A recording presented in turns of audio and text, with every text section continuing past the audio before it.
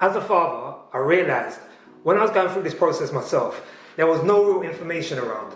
I didn't really know who to ask, I didn't really know where to turn. I looked on YouTube, I could not really find any information that just broke this down and got straight to the point. So I thought, why not provide a video myself?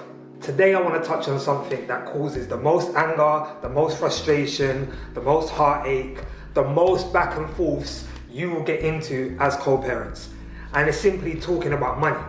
So child support within the UK is classed as child maintenance, and it's simply the money that you will pay to contribute to the living costs and the upbringing of your child. Now this money can be paid monthly, it can be paid yearly, it can be based on whatever agreement you have with the mother of your child.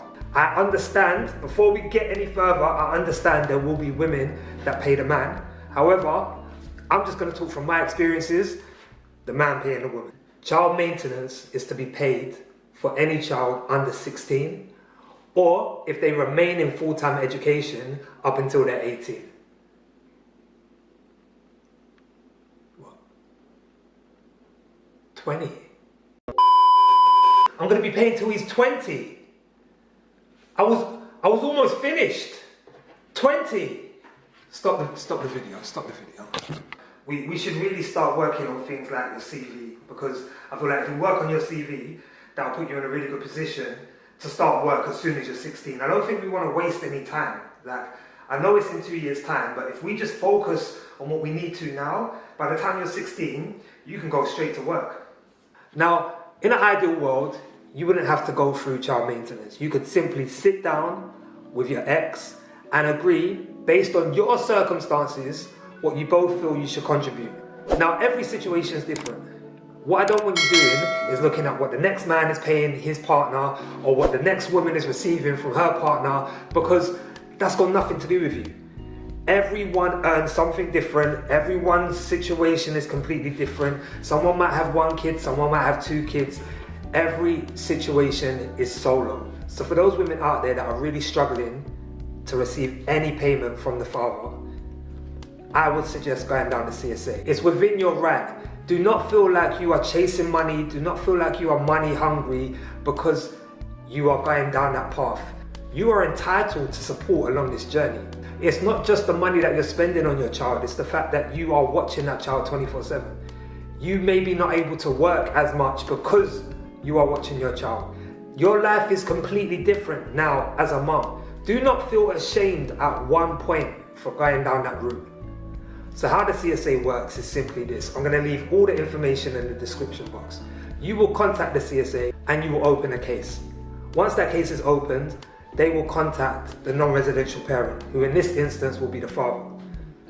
They will discuss the case with the father, gather all the information they need, and part of that information will be his earnings.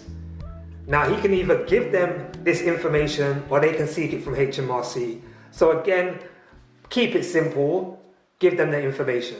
Now, based on what he's earning, they will go away and do their calculations and come back with a figure that that parent should pay every month or every year. Now bear in mind, the more the children stay with their father, the less he will have to pay. The more nights per week they stay at his house, the less he will have to pay. So we're also taking in consideration salary, plus how many nights a week the children will stay at his.